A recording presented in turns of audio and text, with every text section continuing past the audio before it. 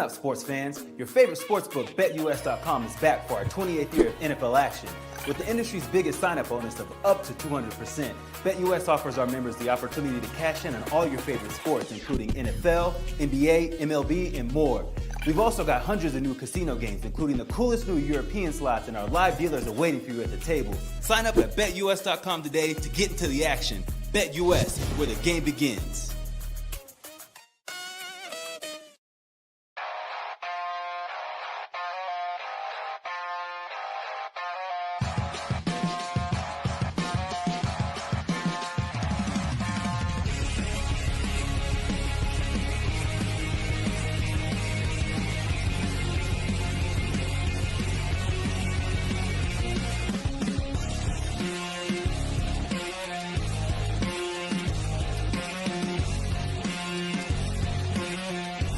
And now, broadcasting live from Las Vegas, the Snake Sports Talk Show with Jake Silva starts now. All right, here we go, ladies and gentlemen. It is a fantastic Friday up here for you because Cowboys-Eagles last night, what a game.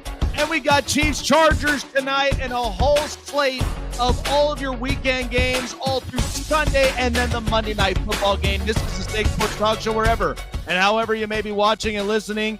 Thanks for making us part of your day. Chase joining us. Chase, what a game that was last night. Yeah. But I'm telling you right now, somebody next week needs to run the books in Vegas because these were just, I couldn't even believe the bet line after last night. And I'm like, division rival, highly emotional game on the road.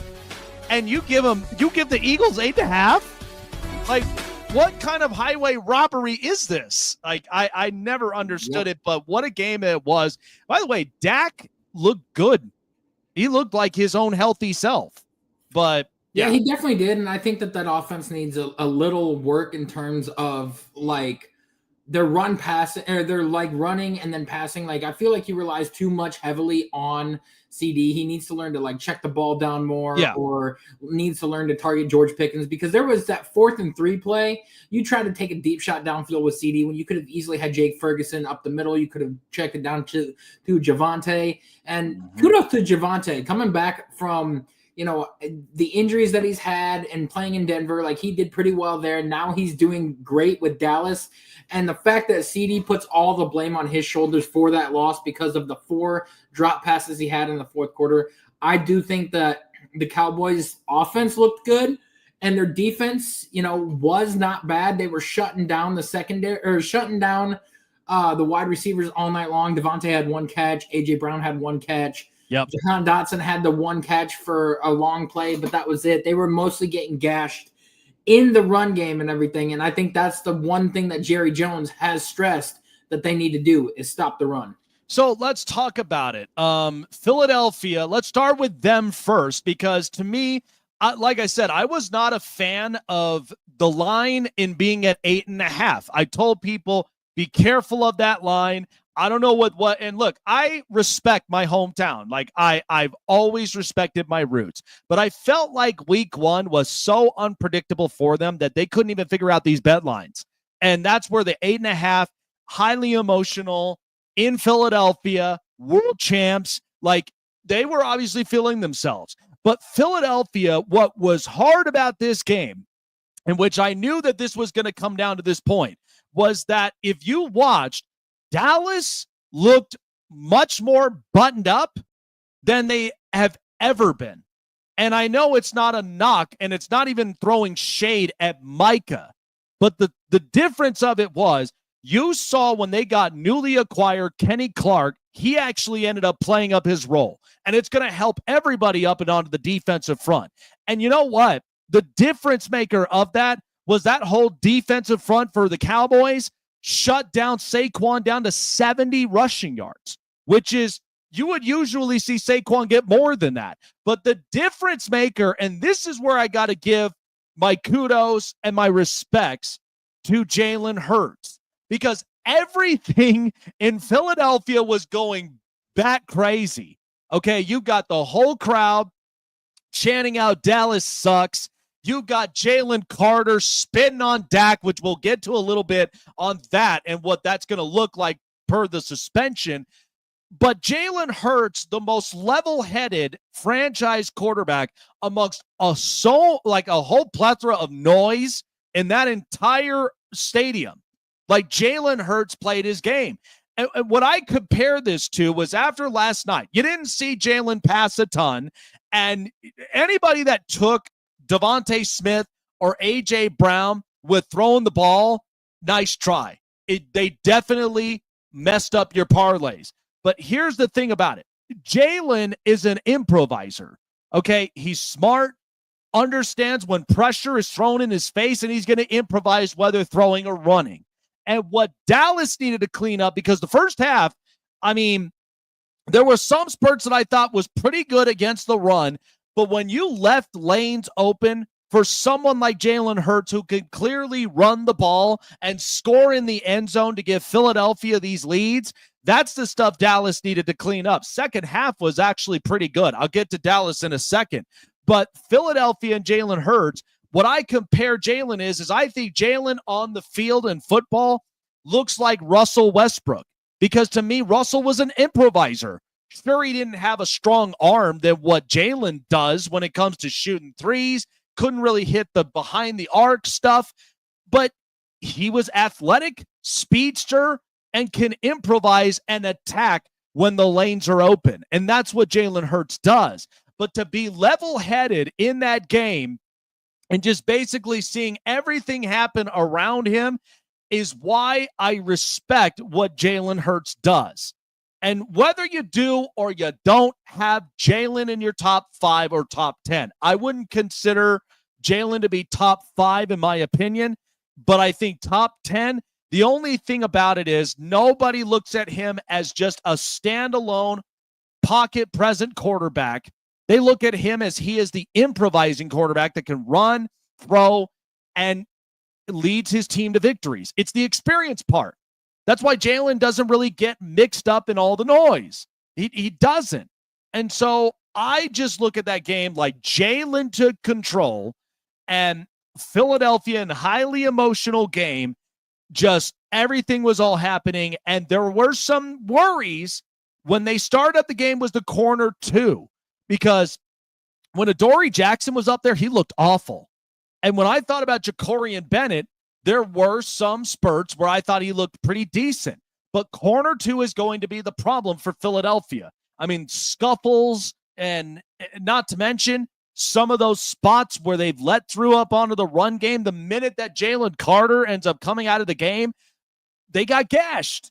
And it happens. Week 1, unpredictable. That's why I was like, don't fall for that 8.5. I told people take the dog because I just have a whole bunch of Rottweilers on leashes ready to be unleashed this weekend. And I did not like that line whatsoever, but Dallas covered. That's all that I cared about. Now I'm going to switch and focus to Dallas, okay? Because this Dallas team, compared to the other Dallas team with Micah Parsons, okay, this team offensively looked buttoned up. Dak looks like the absolute healthy version of himself. He's slinging the ball left and right. It's not his fault that CeeDee Lamb costed 3 drops in the game. But CeeDee in some of those spurts, he got receptions, getting Cowboys down up to field position, and that was what was the difference maker. So when Micah, the whole distraction, okay, this was what it was all about. The distraction from Micah is because Micah's out there doing his own thing. He's not quite mentally invested with the Cowboys, and he's got his own podcast and all the rest of it. They called that a distraction. And then not to mention these tours they would have in Dallas, and the Cowboys weren't even focused. And so that was the part that really drove Cowboy players crazy, is there's so many distractions. But in the midst of this, with one of your perennial edge rushers who goes to Green Bay, which will improve the Packers to a certain extent, Dak needed to be the leader, and he needed to step up. And what do you know? I watched a bunch of those throws. Didn't quite go on the over bet that I had in the prop bet. But however, Dak looks healthy, and Dak is taking control. By the way, that Tyler Booker kid from Alabama, boy, did he look like he was really good on some of those coverages. So Dak is in the offense is going to be fine. This is the best version of Javonte Williams I've seen in the 4 years he's been in Denver. Like, he's healthy, scores twice. If CeeDee Lamb did not drop that deep pass that would have gotten the Cowboys up and up field, they would have won the game. And so this is the best version of Dallas I think I've seen in a while. And Dak, we know there's going to be parts where Dak may end up throwing more, but he does have an offense around him. George Pickens and CeeDee Lamb. These guys are going to connect. It's week 1. I slow it down. But the only thing that really does need improvements, which they improved on the run, but not quite up and on the passes. That's the part where Dallas really needed to take control of that. They've limited some of Philadelphia's their weapons, but ultimately it was all a dogfight at the end of it. But Dallas wasn't going into that thing looking embarrassed. And that's where I think Dak Prescott, when that whole thing happened with Jalen Carter, I don't care who spit first and where they spat at. Okay, I don't care. The thing is that it got into Jalen Carter's head, and he just really spits up at Dak in front of the official, where everybody, it's even in the cameras. You can't even go through every angle and say, oh, yeah, I didn't see it. Everybody saw it. It was in their faces. It was on television. You couldn't get away with that.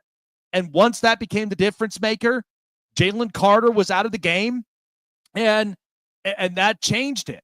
It changed the way that you looked at that front of Philadelphia. But week 1 is always unpredictable. The Cowboys are actually going to be in pretty good shape. I'm not worried about offensively. I think Jason McIntyre made a great point on the herd today, where this could be the Cincinnati Bengals of the NFC, where the Cowboys' offensive plethora is going to be really, really good, because Brian Schottenheimer is actually pretty clever as an offensive coordinator. There's probably a few things that need to be cleaned up, but defensively, I feel like could be a liability for the Cowboys down the stretch. Run defense, I don't think will be a problem, but this is also part of the reason why you got the picks. This is part of the reason why that you ended up trading away Micah, and now this is your time to prove to a lot of people in the next 3 years that Micah trade actually turned out to be a good thing for Dallas, with their chemistry, with the offensive consistency. Defensively, that's where you're going to see the difference. And I think Dallas is in a pretty good position to prove that. So, again, week 1, it is what it is. I'm not worried about it. All I am a little bit concerned of is just parts of that defense. So, Chase, like I said, I think with Dak, like, the only thing that I give Dak a lot of credit for is that the fact that when you needed a leader, Dak was willing to step into this spot. I don't care who spit first. But the fact of the matter is that Dak wasn't showing any emotion. He's just standing there. You blatantly are right there in front of the ref, and the entire crowd is watching it up and onto the screen. And you take out Jalen Carter, which then changed the whole game plan against the run. That's why I think that was the question mark for everybody when it came to Brian Schottenheimer. Is Brian Schottenheimer could be that motivational and yet kind of clever coach in a sense. The thing is, would the run game be as effective as it was for the Cowboys if Jalen Carter was in? Question mark. Yes, that would be the question, because if Jalen Carter was up there, I would say that run game probably wouldn't have the night that it did. Nope. They probably would have gotten less than 100 rushing yards altogether as a team. And that would have caused Dak to throw more. Because I don't even think Dak even threw that many. But those passes, Chase, they were accurate. Like 17 for 24 or something like that. Yeah, so he only threw 24 times. But these were not just any ordinary passes. These were accurate. These were on the spot. These were exactly on the positions when he made progressions. It's just unfortunate CeeDee Lamb only dropped the ball 3 times. Well, that and Jake Ferguson too, because you remember that play that he had up the middle where it was a touch to Jake Ferguson. If Dak throws that ball just slightly a little bit further, Jake Ferguson, it's in his hands. He's falling in the end zone. He catches the ball, and they go up, and they possibly win the game at the end there. So, like, I don't know. Like, I don't think the Eagles are going to be as good as everybody thinks that they are because it's that Super Bowl hangover. Mm-hmm. Usually the very next year that a team has success, they normally do average the following year after the Super Bowl because it's that hangover. Not to mention a new offensive coordinator and everything. Mm-hmm. You're going to see like a stagnant offense a little bit to start with. And then maybe it'll pick up towards the end, but by then it'll probably be too late. Yeah, and again, that's why I think Jason McIntyre made the great point on the herd earlier today, where I think this could be the Cincinnati Bengals of the NFC because offensively they'll be clever, but I think there is going to be points where the offense might be bailing the defense in some of those areas. But that's where defense really has to show out themselves. Yeah, because that's Deron Bland holding yesterday. There was a lot of holding, yeah. You know what? I'm actually kind of surprised that even with Jordan Mailata, he had 2 calls that weren't even called on him. Like, did you see some of those 2 holds? He was holding. A lot of holding and a lot of pass interference because, like, Quinyon Mitchell and Cooper DeJean and a whole bunch of others were just constantly pass interference. I'm like, dude, you could see plain as day that you were grabbing their jersey, grabbing their arm beforehand. Yeah. And you know what, though? How smart was Dak to throw that ball to George Pickens, who was clearly trying to go up for that ball against Quinyon Mitchell and drew the flag, drew the penalty. Because you're trying to get your team up on field position. But, yeah, that's where I think usually, and this always happens with Vic Fangio defenses, is they tend to be rough the first 4 weeks, then they find their consistency. So even with that win, or they usually tend to do good like the first year or 2 that he's there, and then they fall off after the 3rd or 4th year. Yes, and so that's why even with last night looking as pretty as it was, like I said, that 8.5 was such a trap that I was just like a division rival on the road. And Dallas played buttoned up like that. You got a division rival tonight, man. It's going to be an interesting one. But you know what? This is favorable because it's 3.5. And I like about this. Omarion Hampton to score 2 touchdowns, but Patrick Mahomes to throw 3 because I've got them both on my fantasy. So, well, if you saw our triple play prop bet from our partners up at Payday Fantasy, I like I said, I got Herbert probably throwing for less than 233 yards because that's going to be more of a control game. And I've got Ladd getting over 5.5 receptions and Keenan Allen coming away with a touchdown. Is Omarion the starting running back or is it? Yes, Najee? So they are planning to start him to be the bell cow, and Najee is active and he will start up that. We'll talk more about that here after the break. Because there is a lot to really think about with this Chiefs-Chargers game. Some people have it as a stay-away game just because on neutral field, nobody knows exactly what to expect with both these teams. But I know Jim Harbaugh is going to be seeing red. I hate to bring this up to you, Chase, but I feel like this atmosphere could be similar to what Jim Harbaugh's atmosphere of what he brought in Ann Arbor against Ohio State. Because that often when a game like that goes down, it's best coaching match wins. That's really what it comes down to with both these teams. So we'll talk more about that here after the break. Well, like we said, guys, our partners at Payday Fantasy.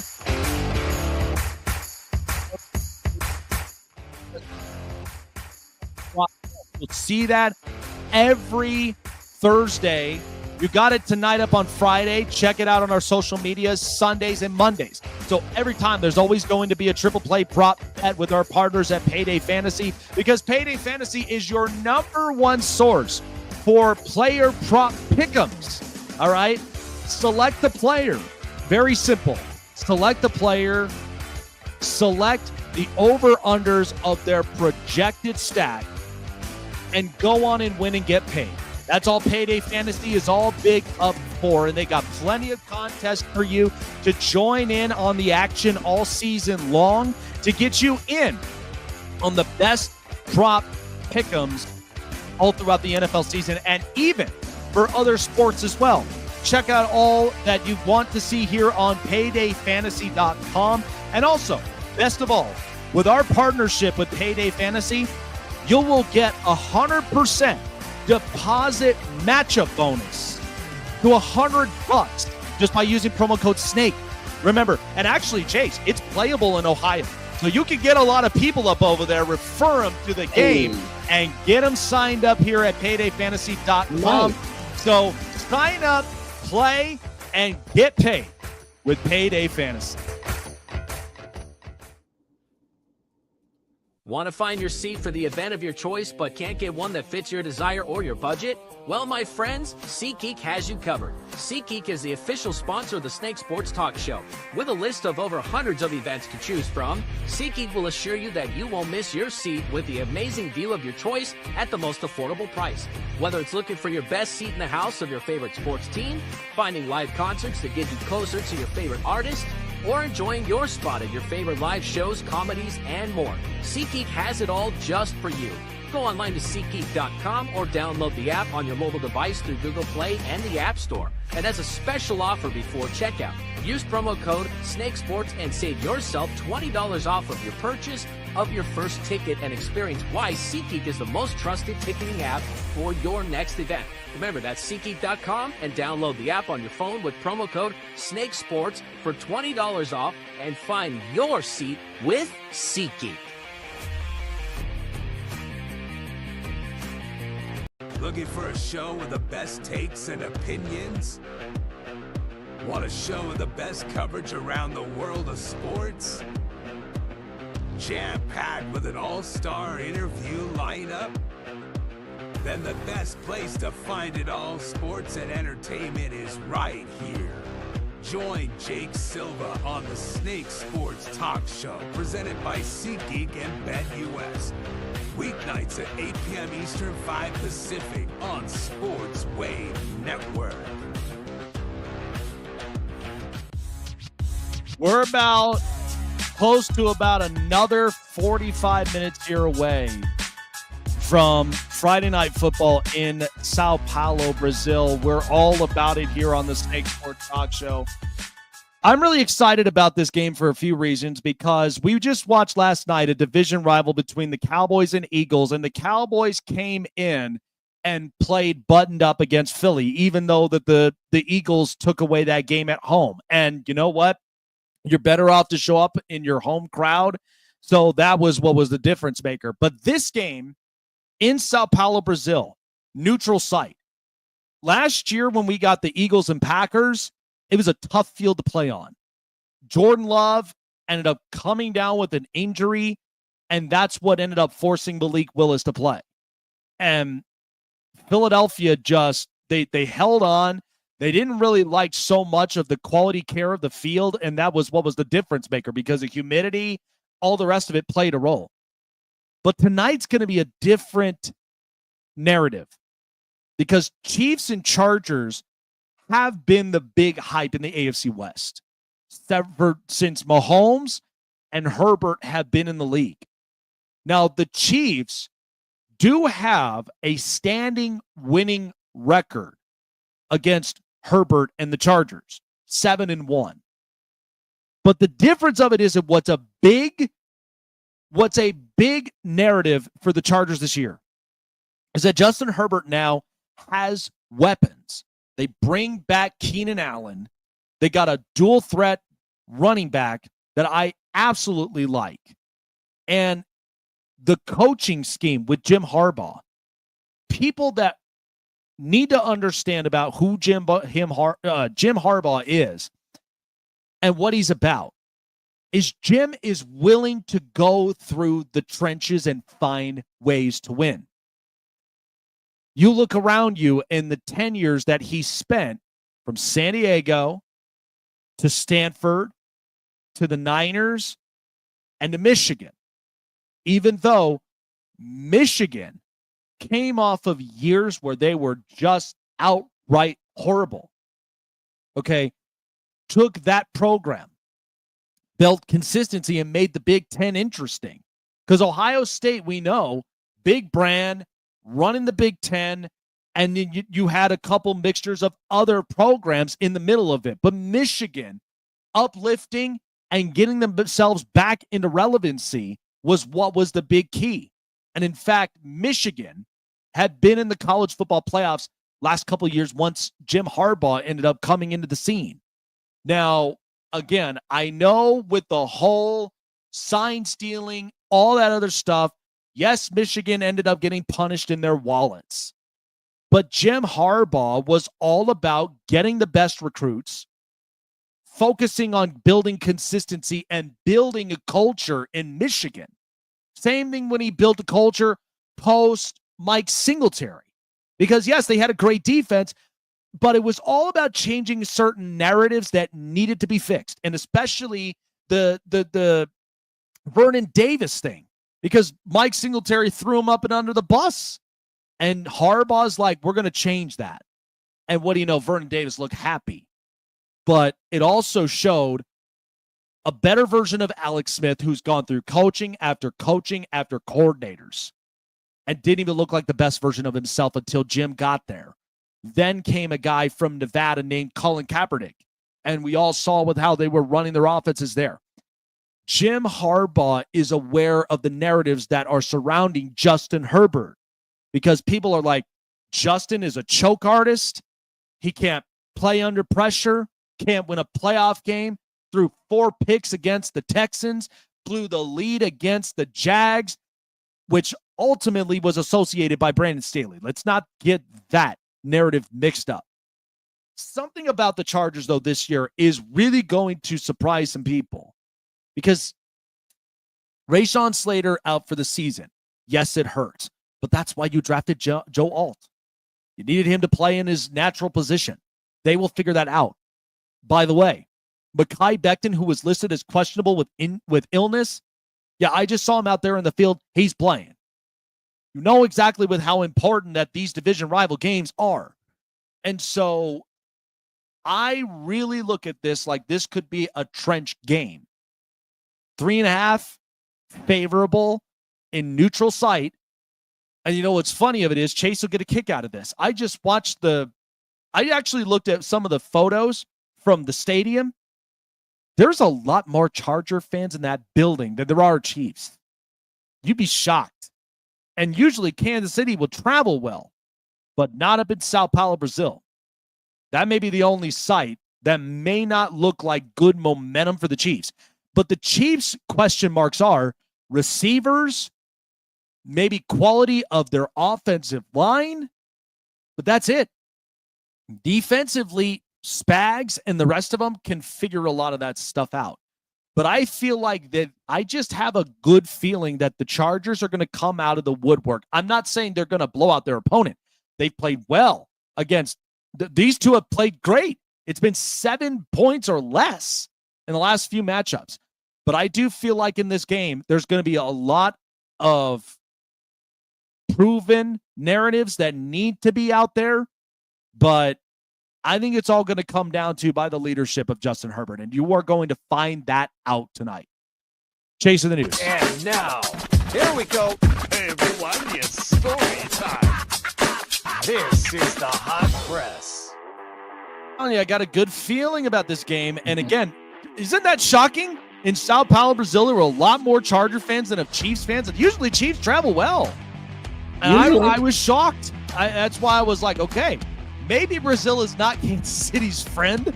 But you know what? All I know is that the Chargers needed this. They needed that hype. Because at least it'll feel a lot like a home game, even if they're not at home. So, again, I got my money's worth on it. So the NFL CBA collective bargaining agreement is up in the year 2030. Yep. And by then we will have 7 teams in the NFL who have gotten new stadiums, including the Cleveland Browns and Brook Park, who plan to play there in 2029. Roger Goodell has made his plans known. By the next CBA, he would like to try to do a division realignment for a lot of people or a lot of teams in the NFL to play closer to the cities that they are close to. So, for example, you would have Detroit, Cleveland, Cincinnati, and Indianapolis all in the same division.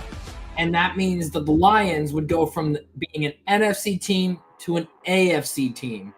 Yeah. And I'm going to sit here and say, I don't know how I like that, but I like the idea of possibly rearranging the divisions because it'll give some of these teams a chance to actually have a shot at the division title. Well, yeah, but I also do think, too, I look at markets for one of them because, I mean, like we talked about, Texas would have Dallas and Houston and then Kansas City with what their plans are when it comes to, because they're talking about their stadium too, and whether that's going to be up and in the borderlines of Missouri and Kansas. So I just feel like with that Midwest portion of it for those divisions, that could be a question mark in play. Yeah. But I feel like if I was to do that for a realignment, I feel like if you put Kansas City in the South needs help. Okay, they need help outside the Texans and the Jags and the Colts, but it feels like that's kind of the Midwest division. And then you go and you put a team up and into the West Coast that I feel like could be by far competitive, as it already is. Where would Arizona fit in? Would they fit in with the Texans and Dallas, or would they go to the eastern or the western side of things, go towards where California is going with those I think guys? They would probably fit in more that way because the only one who'd be the outlier is the Pacific Northwest, and that's the Seahawks. Yeah. So that may be the only thing I could see. But remember, too, I already talked about this where potentially Utah could be up and on the map. So even if you were to add that team up and into the West, that could help that entire region all across the map right there where there's marketing and you got like so much activity that could be happening all up from there. And it would be good for them. So, yeah. Yeah. Recently, Cam Hayward, former Pro Bowl / All-Pro defensive tackle for the Pittsburgh Steelers, says that he's got at least another year left in him after this year, and he wants a pay raise from the Pittsburgh Steelers because he doesn't think that his whole football career he has made enough money for his family and stuff over his football journey.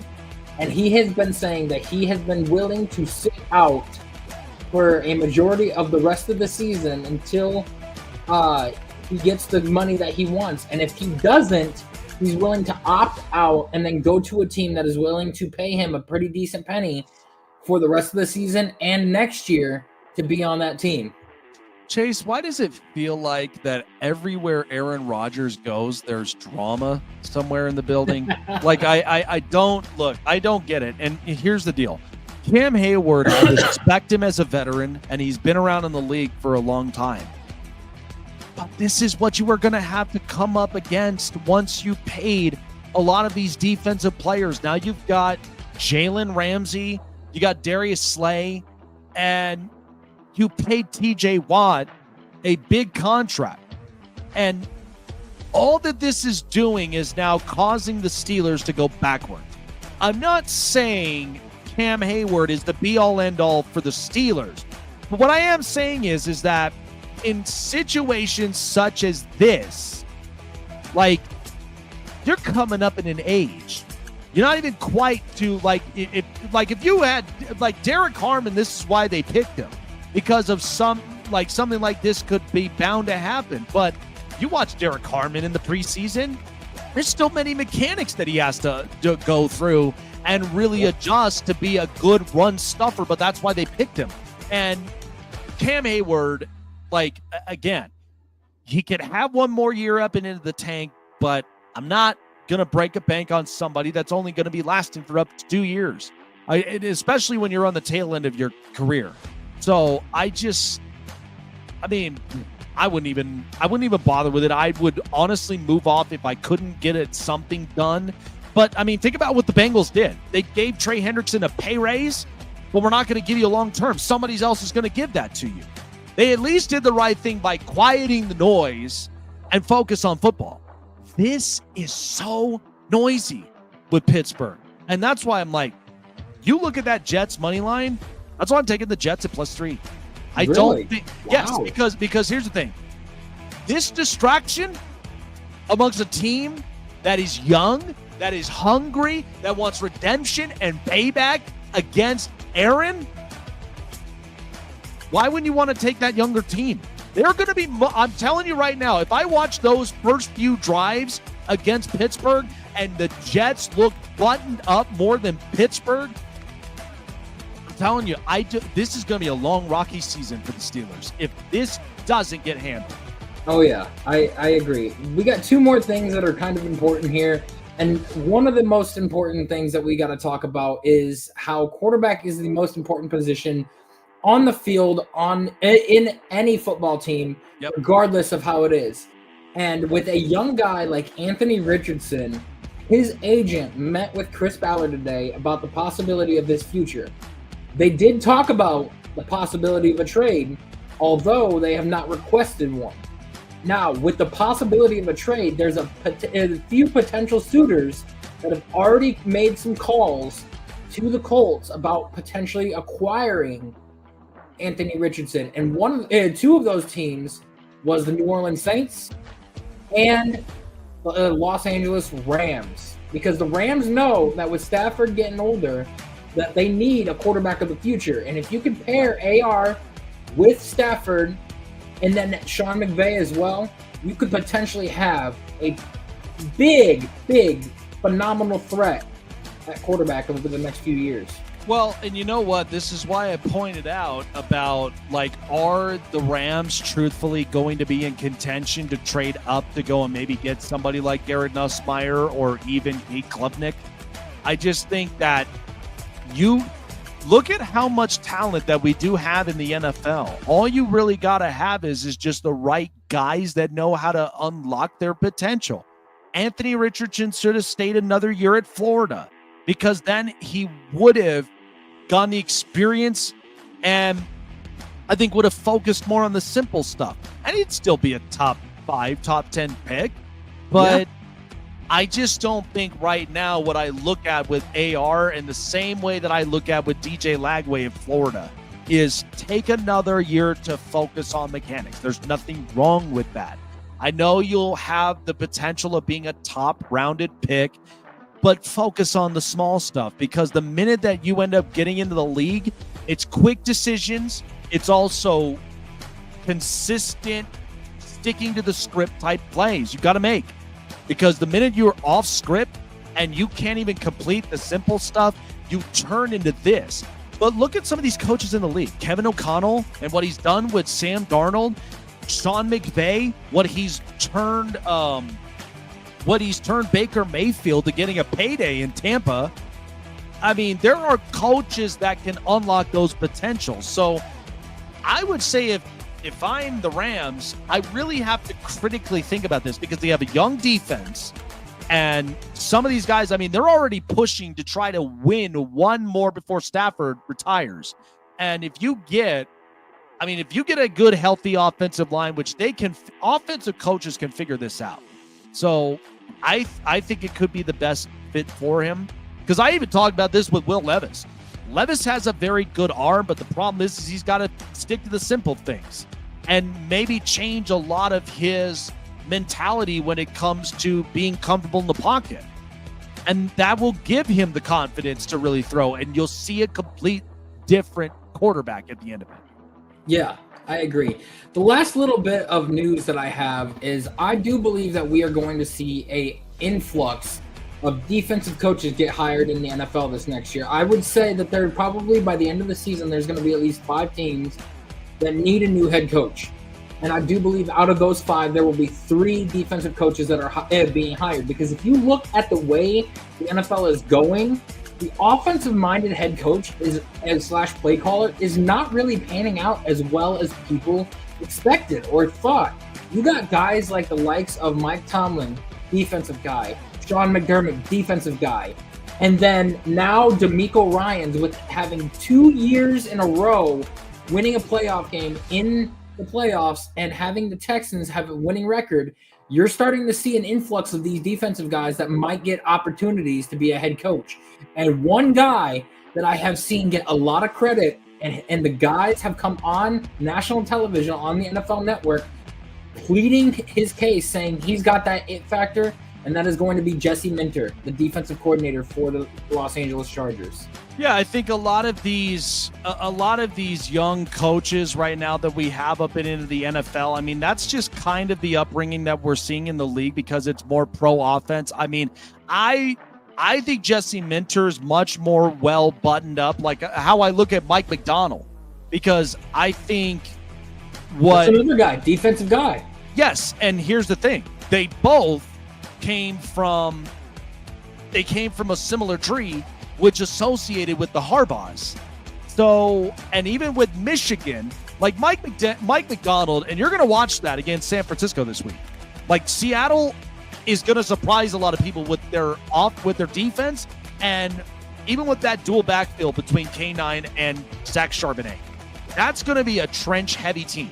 And Darnold, who we've seen in Minnesota, be a lot more buttoned up, but I think this is about as good as you can get it right now for a lot of these coaches. I mean, compared to, like, Staley was clearly off his skis. There's no question. Mm-hmm. But I think if you looked at Jesse Minter, he's a lot more buttoned up. I think, and there's been a lot of players. Like, I remember watching Good Morning Football one day, and I forgot who it was that came on there, but they had talked about Jesse Minter, saying that, like, I hope he doesn't get any head coaching offers, but if he does, this guy will be a very successful head coach because he's got that it factor. He's got that ability to get players to listen to him with what he's saying. And they're like, I do believe 100% wholeheartedly that he will be a great head coach in the NFL. And it is from players on your team talking about a defensive coordinator like that, or just a coordinator in general, it says a lot to me because it shows how good of a leader he is on that team and how good he could be. I think head coaching what will really heighten the chances is if that team goes back into the playoffs and they win playoff games. That will heighten his chances for those opportunities of interviews, because then people are going to say, okay, this defense is for real. They know how to shut down. They know how to contain. And the leadership as well is going to be another one of those big prime factors. So I think that could be the possibility up from there. But we'll see. We're going to see an influx of defensive. We're going to see a shift in the NFL. It was all offense for the past, 10 years. Now we are going to have the coaching split 50-50 down the middle between offense and defense. Yes. No, it's definitely going to be a shift. All right. Chasing the Deuce.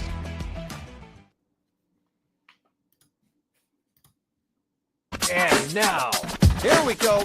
Hey everyone, it's story time. This is the Hot Press. So while I got Chase up on here, because we were supposed to have a guest here tonight, unfortunately couldn't make it, but no worries, next week's going to be fun. I'm just looking at a lot of these games, and I am very strong on Seattle playing well at home against San Fran, because Christian McCaffrey is now dealing, he's saying he feels good. But how good will you feel by the time that you're up and on there on that field? Because with that calf, and he's coming back from that knee injury. So Seattle is going to be a team getting physical. I like the Texans' points only because Alaric Jackson, their offensive tackle, he's out with blood clots. And Matt Stafford, how good does he feel? And especially against a pass rush with Al Shahir and Danielle Hunter, and even with those secondaries of guys like Derek Stingley and Kamari Lassiter. I really like both of those guys. And I think the Texans are going to be ground and pound on the front. And I know Nick Chubb is getting the start with Joe Mixon absent, but I just think that's a trap for the Rams. Because I think with the offensive line, because I love the defense. Don't get me wrong. I love that defensive front. But I think it's going to be a lot depending on the offensive line, how much that they can contain. So there's a lot of really good game slates. And I actually have, believe it or not, I did post it up on our social media. But there are 3 games. But we definitely want to get into it with college football, because college football week 2 is starting up this weekend. But I'm very, very confident in a lot of these picks here. So don't go anywhere. Take a break. We'll be back here in a second. Looking for a show with the best takes and opinions? Want a show with the best coverage around the world of sports? Jam-packed with an all-star interview lineup? Then the best place to find it all, sports and entertainment, is right here. Join Jake Silva on the Snake Sports Talk Show, presented by SeatGeek and BetUS. Weeknights at 8 p.m. Eastern, 5 Pacific on Sports Wave Network. Listen up, sports fans. Your favorite sportsbook, BetUS.com, is back for our 28th year of NFL action.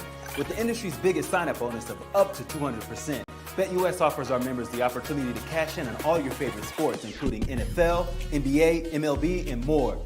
We've also got hundreds of new casino games, including the coolest new European slots, and our live dealers are waiting for you at the table. Sign up at BetUS.com today to get into the action. BetUS, where the game begins.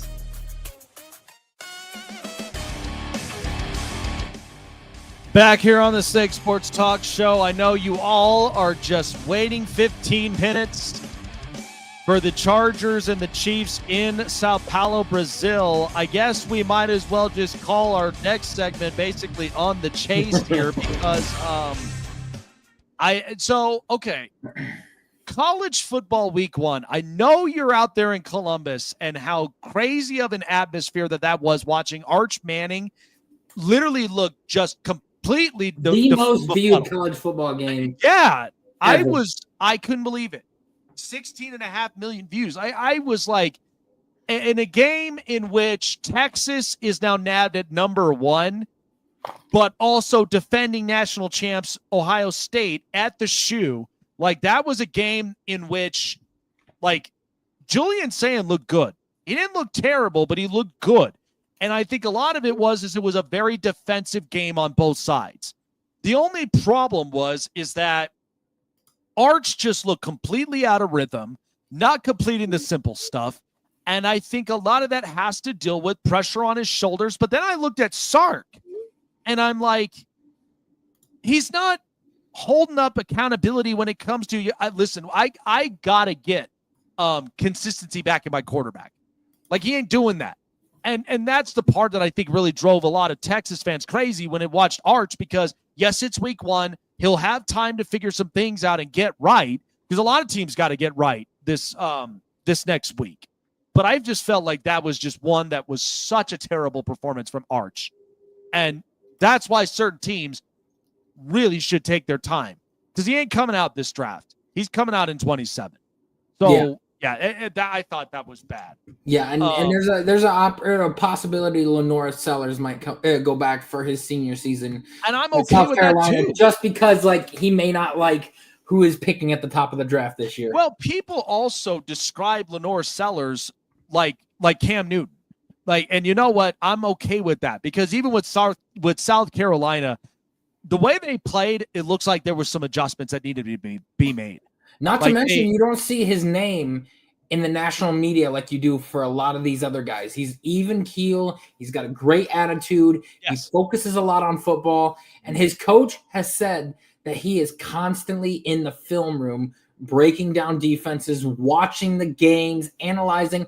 What he does is he sits there and watches film for a week straight just so he can know, okay, these guys are going to blitz. When they shift over, the linebacker's coming down, and this one's going to drop into coverage. And that is the makings of a future franchise quarterback right there. Agreed. And that's why I'm like, if Lenore Sellers is okay with coming back with another year, that's why I'm like, most of these quarterbacks, and I think they're starting to figure that out, even if they go another year in college, that's not necessarily a bad thing. No. It does give them a little bit more of that experience. Now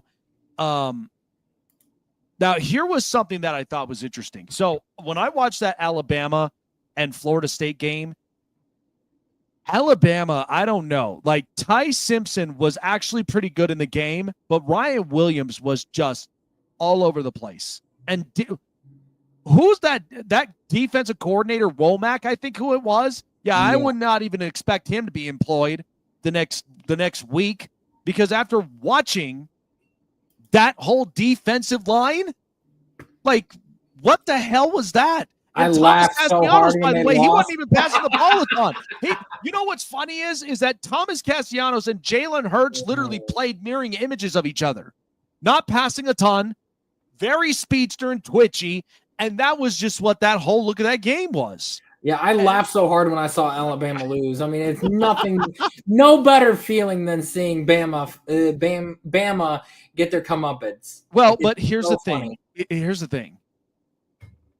I feel a bit for Kalen DeBoer, but this looks ugly.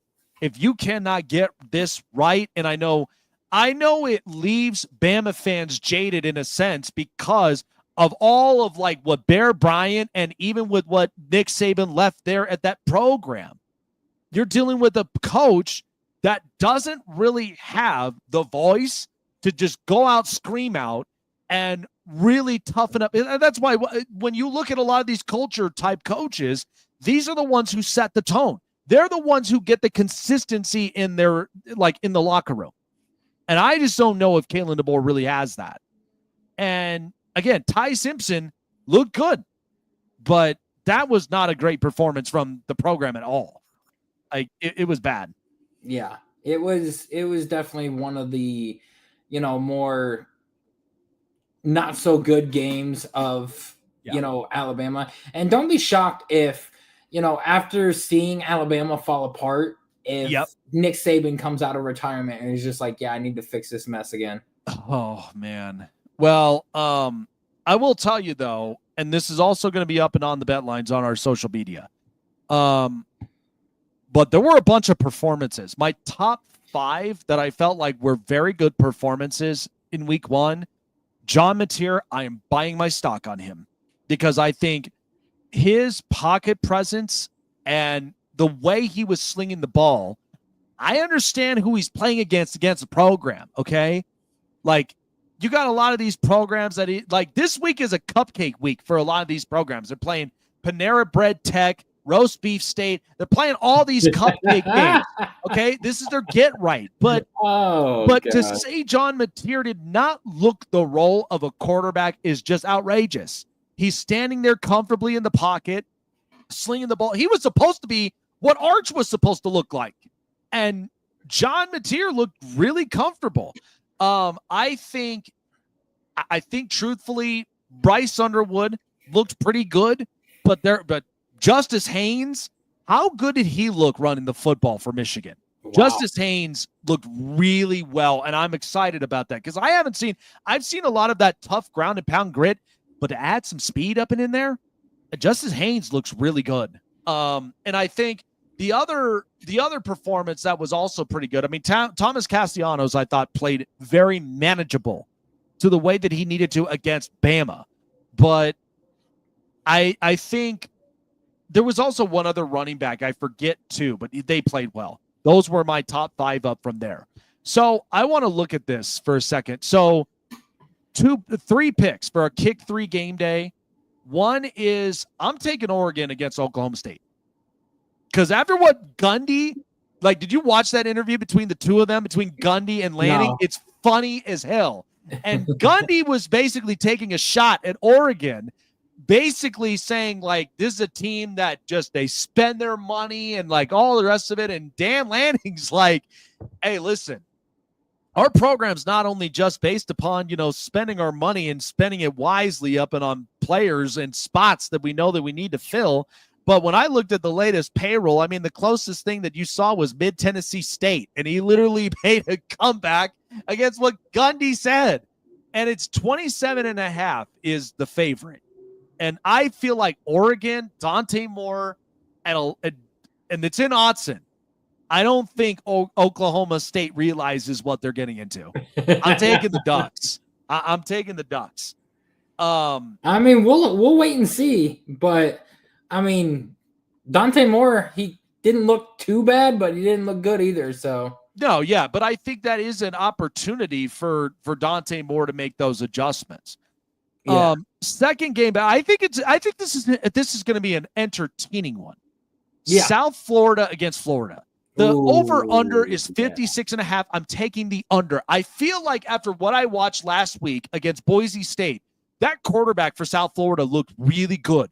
And I don't know if Florida really can be prepared, but I mean, I'm still thinking Florida will come out of that game, but I don't think South Florida is messing around.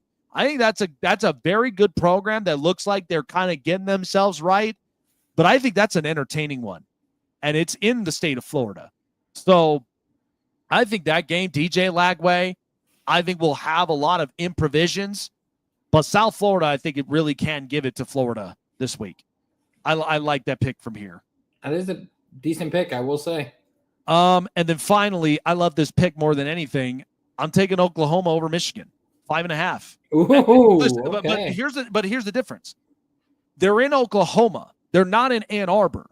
That may be a difference maker up from there. I could see where Justice Haynes might give the Sooner front a little bit of issues, but knowing Brent Venables, he probably will fix up that front. And I like I said, I was very impressed with John Mateer. And I'm watching two quarterbacks maybe potentially sling the ball with Bryce Underwood and with John Mateer. And I would probably not have made this pick if it was in Ann Arbor. But because it's in Oklahoma and the Wolverines are on the road, that might be a little more of a tough competition for the Wolves, for the Wolverines. Yeah. I ain't gonna lie to you. I could see I can see it. Yeah, I think. I mean, especially with a rookie QB too. So yes, and again, I think both of them looked pretty good. In my opinion, there's still more room for improvement, but I think again, I've really bought my stock into John Mateer. I'm not even joking. I've really bought it because I just think the kid has a very good, sharp presence in the pocket, and he can complete the simple stuff. So I like it. I do too. All right. Good stuff. It is a good week. Good week this week. Got some college football action up this weekend, but we also know we got another NFL game tonight. Chief Chargers in South Palo Brazil. Really excited about it. I got a good feeling about the Chargers tonight. It's going to be a lot of fun. College football action tomorrow, and then a whole Sunday slate for one. And we got Monday with the Vikings and Bears. So I'm excited for all of these games. It's going to be a jam-packed weekend. Cannot wait to see what the results will be up and in this one. But we got to head out. With Chase and myself here up and onto the show, have a great stacked weekend of football play. Can't wait to see what happens up from here. We'll have more for you guys here next week on the show. Take care, everyone.